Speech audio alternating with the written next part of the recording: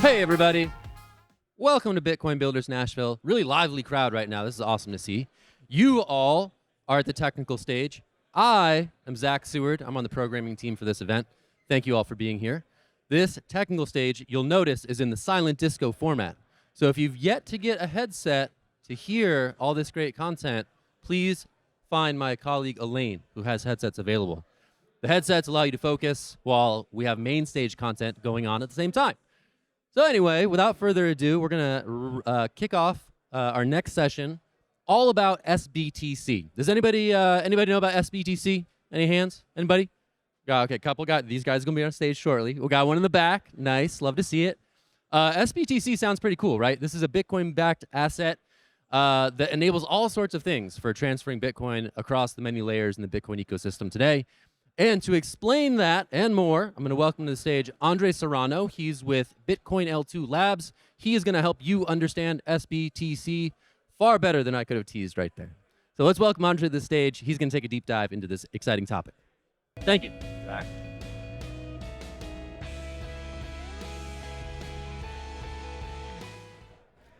Hello, everyone. Can you all hear me okay? All right. Well, it is amazing to be here in Nashville today at the Bitcoin Builders Conference, especially to see so many friends from around the stacks and Bitcoin ecosystem here today. So as Zach mentioned, today I will be talking about sBTC. Today's session is called Understanding sBTC. We're going to be going into everything that you need to know about the protocol, how it works, and how you can start contributing to the protocol. A little bit about myself. My name is Andre Serrano. I'm the head of product at Bitcoin L2 Labs. Previously, I spent several years at the Stacks Foundation where I led product development on sBTC. And a quick note about today's session.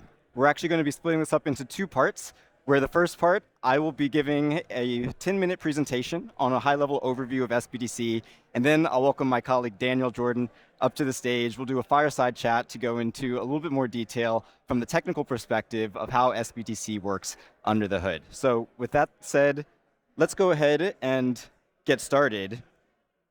And I'm clicking the green button, but it doesn't seem like the slides are coming up here. So, oh, here we go. All right, thank you. Well, to begin, I'd love to start out with the thesis for why sBTC. And really, it's quite simple. Bitcoin is the best money and settlement layer. It has a lot of the properties that make it a really good form of money. It is very secure, it is resilient, it is censorship resistant, it is portable across time and space, and it's had 100% uptime over the past 10 years. And now, in 2024, the institutions are finally here. Capital is flowing into the Bitcoin ecosystem, and a lot of this capital will find its way into Bitcoin startups. And this is what I like to call the Bitcoin flywheel effect, where as new teams are building applications on Bitcoin, this drives usage on-chain, which increases transaction fees on Bitcoin.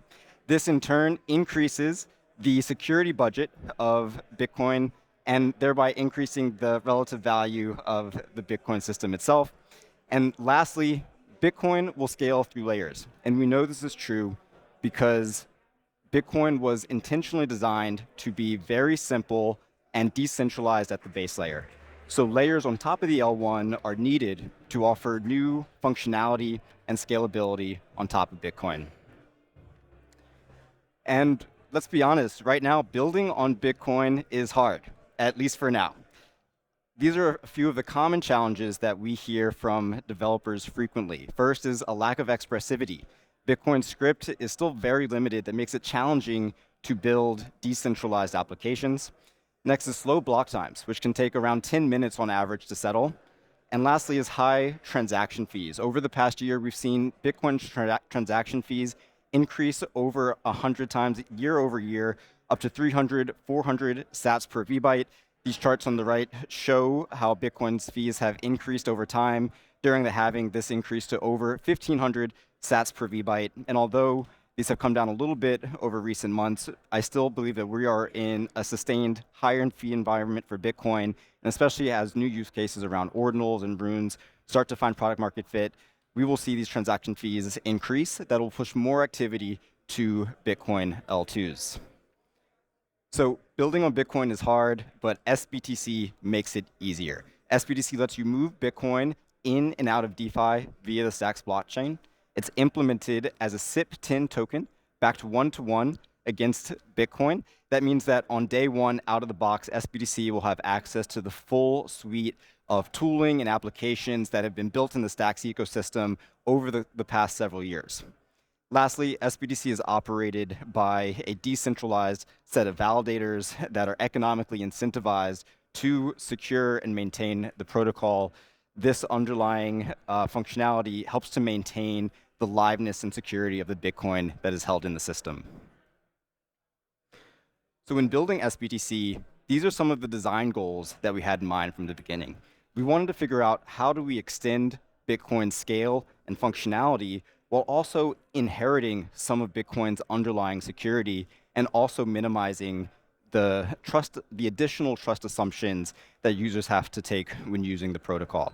And these are some of the questions that, as you're evaluating Bitcoin layers and L2s, that I would recommend asking about any of the protocols that you're looking at.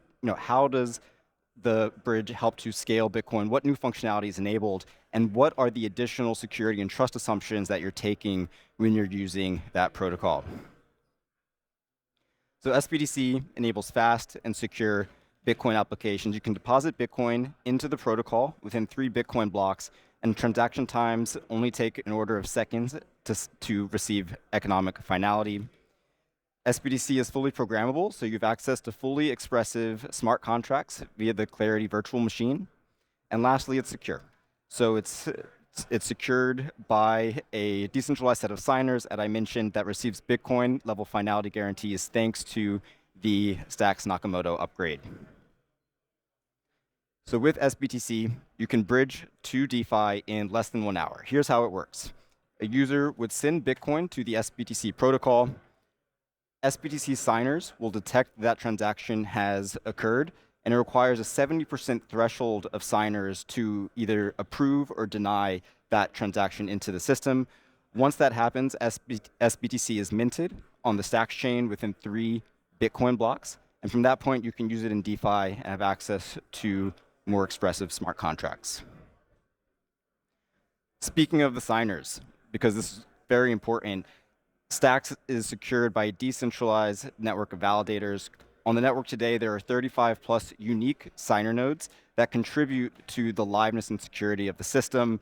These are geographically distributed around the world. And as you can see here, we have been fortunate to onboard some of the best-in-class validators around the ecosystem, companies like BitGo and Xverse, institutional node operators like Blockdaemon and Chorus One, and even some Bitcoin miners like Luxor and Foundry. And again, this is critical to help to underpin the security of the entire system. And again, as you're evaluating Bitcoin layers, it's really important to understand the trust assumptions that you're taking when you're using these new protocols. So with sBTC, the system is live if at least 70% of the sBTC signers are online and honest, and the system is secure if at least 30% of the signers are honest. This is known as an honest minority system, and thanks to the validators that we talked about in the last slide, this all helps to contribute to the security and liveness of the system. Long term, we are doing research and development into new technologies on Bitcoin, such as BitVM. We think that this is a significant improvement that could lead to new advancements in Bitcoin bridging.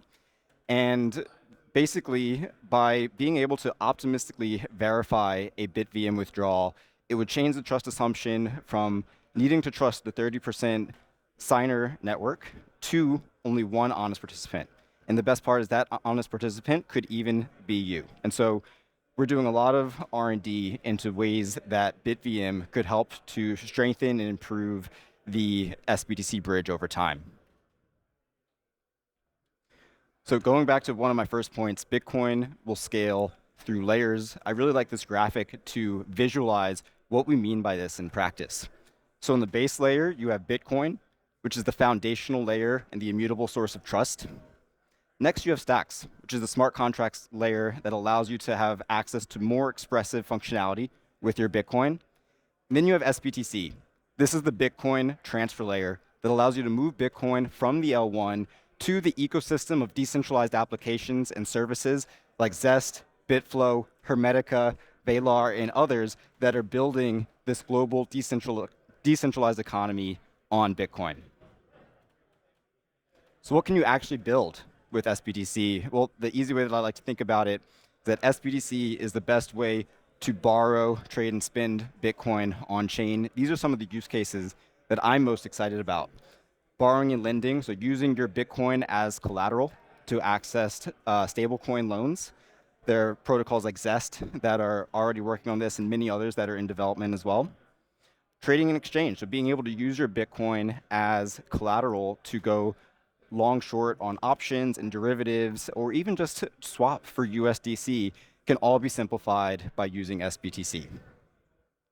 Scaling runes and ordinals, I think, is a really interesting use case for layer 2s. And there are teams in the Stacks ecosystem that are working on bridging runes to the Stacks layer, and even new sorts of applications like runes automated market makers that can offer better trading experiences for runes than can exist on the L1. And lastly, the payments experience can be completely redefined by protocols like sBTC that allow Bitcoin to settle in a matter of seconds. And so you could imagine just improvements in peer-to-peer transfers, or even exchange withdrawals that allow users to receive their Bitcoin in seconds for a fraction of the cost. So now is the time to build on Bitcoin. sBTC will be here this fall, and excited about all the functionality that we can unlock with that. And again, up next, we have a fireside chat with Daniel Jordan. I'd love to welcome my colleague up here. Daniel is one of the core protocol engineers on sBTC. We're going to go into a little bit more detail on how this works. Hey, how's it going? It's going well. All right, Daniel, let's jump right into it. Yeah, let's go. All right, could you start off by giving just a quick introduction about yourself and some of your experience working on sBTC? Yeah, hi, everyone. My name is Daniel Jordan. I'm relatively new to crypto. I joined Trust Machines about 3-4 months ago, and was immediately just kind of like dove into the deep end on sBTC with designing how we want this decentralized open thing to go. And so I've been kind of like heads down with the team working on that for this whole time. Great. And so from the developer's perspective, why is sBTC exciting to you? Yeah, I think for me, the most exciting thing about sBTC is kind of like rounding out some of the use cases that we're all talking about here, making it a better user experience. When you want to use the Bitcoin that you have, you don't want to have to go through roundabout ways. You want a nice user experience to peg in, do what you need to do, and there are lots of really exciting apps that are being built on Stacks. Enabling that, I think that's going to be pretty awesome. Yeah, I couldn't agree more. I think that new functionality is what has me and so many others so excited about sBTC. Now, I'd love to go into even a little bit more detail. Can you help me understand how sBTC works under the hood? If you could talk about the system architecture and how all of these components work together. Yeah. Where to begin? Okay, so I think from a high level, there's 3 main components. You have, so one, we want to make this whole thing secure. You have, and so what we have is this decentralized set of validators we call signers, and they can sign transactions on Bitcoin and on Stacks. The other component is the bridge, the user-facing bridge, that users interact with. So you want to send Bitcoin and get sBTC. What you do is you go to this app. It does things. I'll tell you about that later. And then all of a sudden magically you get sBTC. And then the last layer that we've been working on designing is the smart contract layer on Stacks, making sure that that's super airtight and does the things that it's supposed to do. Yeah, awesome. Okay, so in your answer, you talked a little bit about depositing and withdrawing Bitcoin from the system, and that's what these signers are signing. Can you give a little bit more detail about how these actions work under the hood? Yeah. So let's start with deposits. So if you're a user, hey, look, I got my Bitcoin, I'm rolling, I have so many of them, I want to transfer them over to Stacks. What you do, you head over to the bridge, you get an address, take that address, and you put it into your wallet, you spend to that address. And the signers, they're notified about that, and once it's confirmed, they immediately try to sweep it in into the stack. So they have their own wallet. They try to move it, and after it's moved, we immediately try to mint sBTC to the address that you told us about.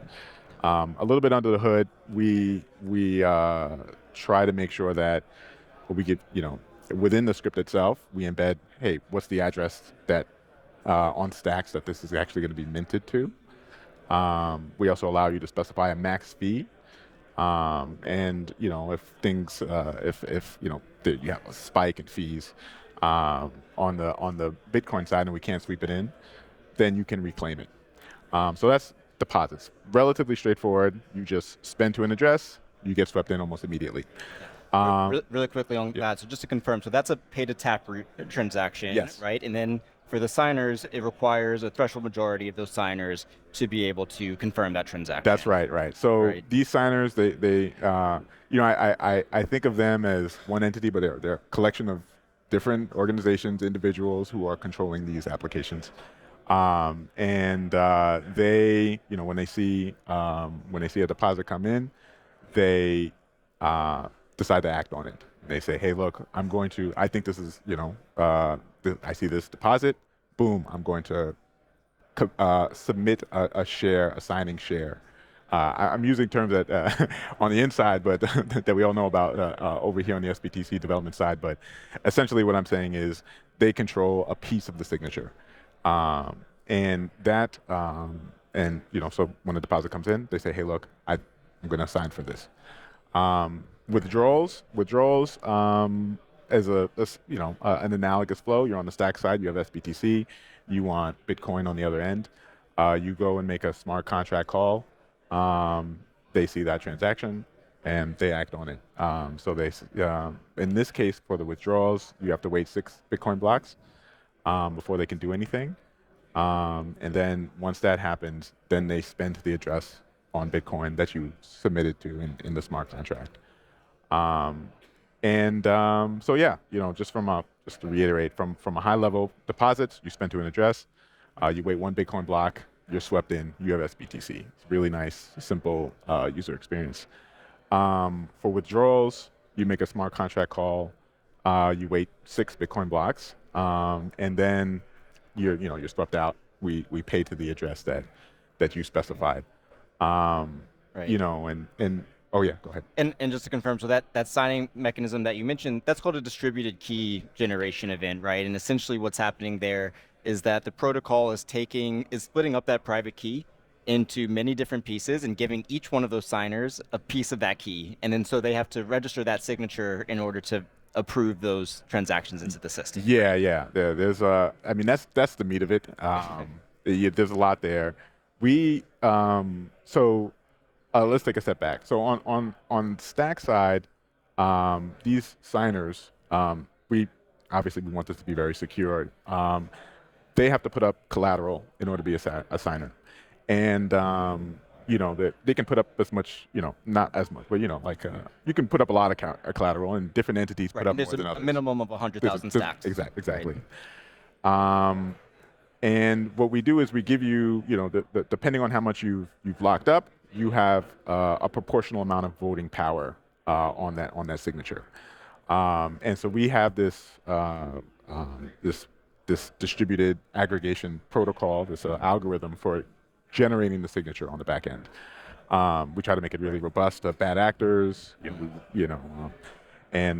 we also need to make sure that you keep track of this key, this aggregate key. It's open, so people can join in. They can drop out if they want.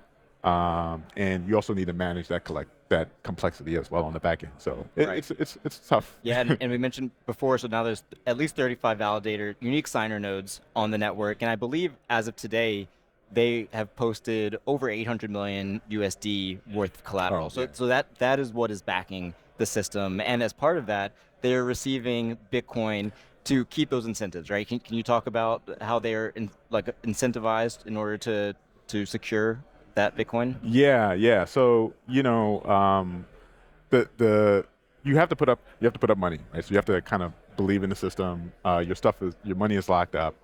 So you really are incentivized to do the right thing.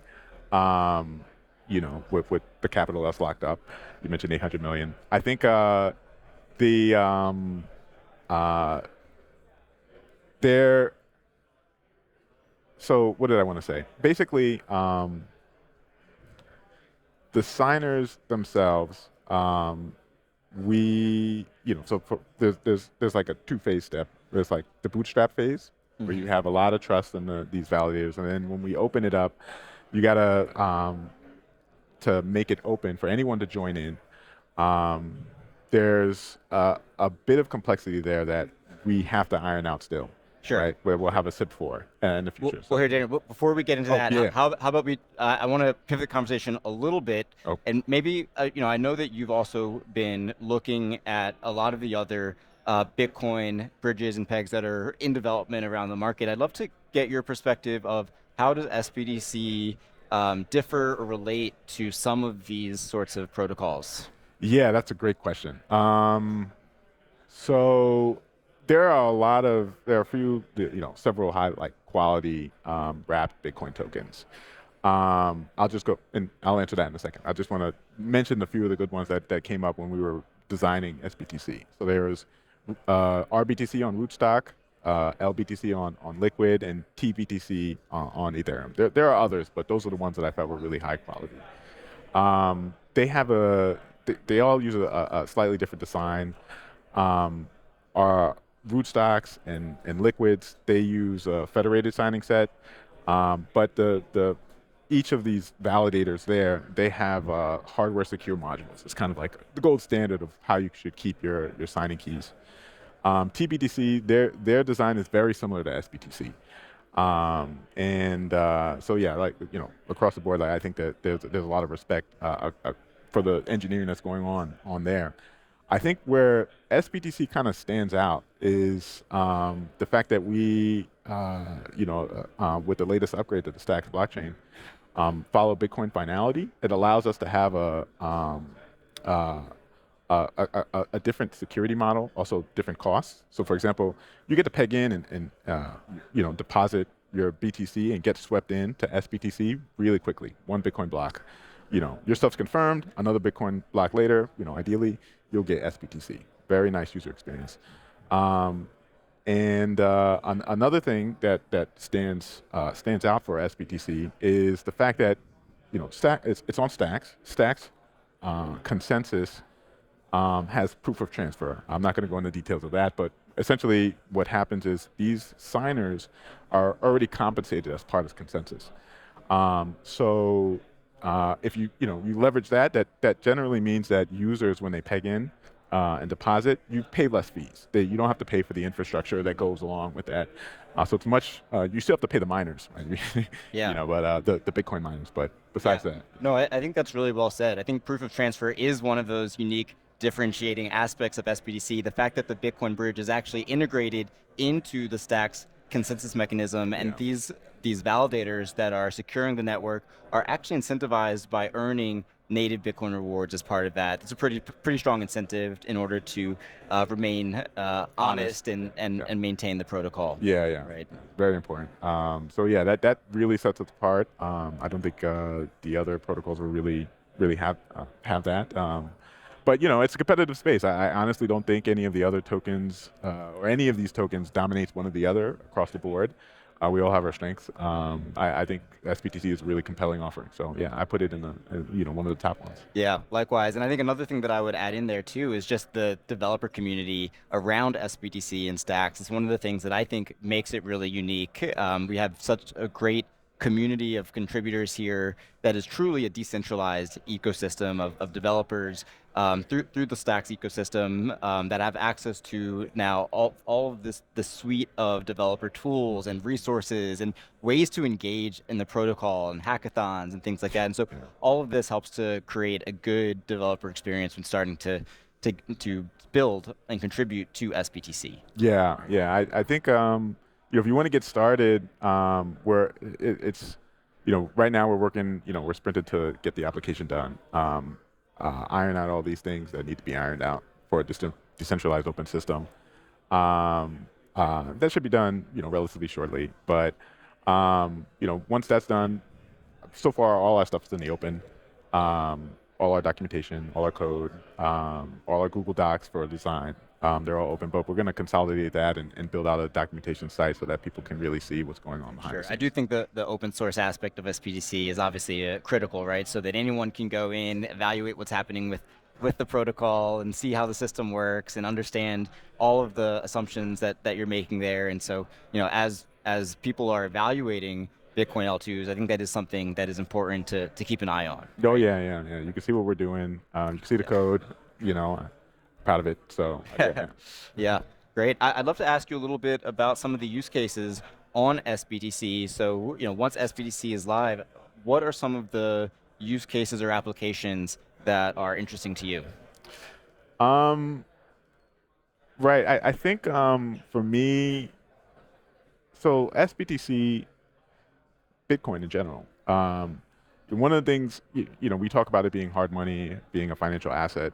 I really want it to be able to do the other things that assets typically do, right? You can borrow against your house, you can borrow against your stocks, so you can do things with assets, and enabling those things on Bitcoin, I think is the real goal there. So I think there are a few like lending protocols on Stacks already. There are a few that I'm sure that are being built right now, and being able to enable that and have a nice user experience, as well as have the security that you would expect from Bitcoin, is that's generally those are the things that are exciting to me.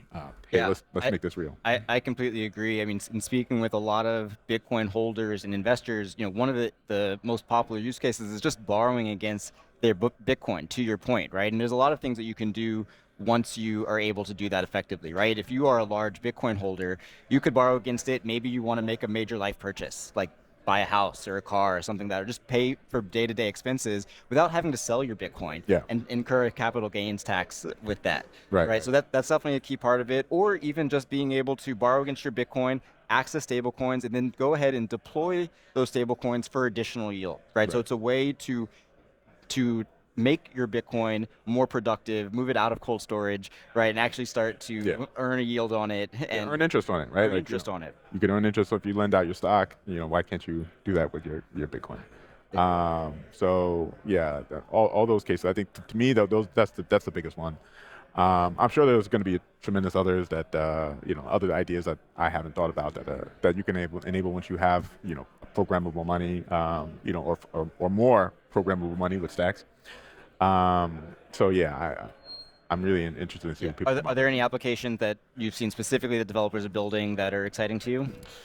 I'm not really. I mean, I think there's like Zest, I think, which is a lending one. Zest is a great example. Yeah. That's the big one for me. The other ones, I'm like, I don't know. Well, I'll see how it pans out, or see how that looks. To be honest, I haven't been looking too hard. Zest came. I was like, oh yeah, somehow it came across my radar. I was like, oh, this is awesome. Yeah. But yeah, the other one, I'm sure when I have time, I'll look. It's still early, and but there's a fast-growing ecosystem of apps out there that are going to be able to actually start deploying that Bitcoin into these new use cases. Yeah. You mentioned things like DeFi stuff, which I think will be pretty awesome. You have options based on SBTC, just more activity in general.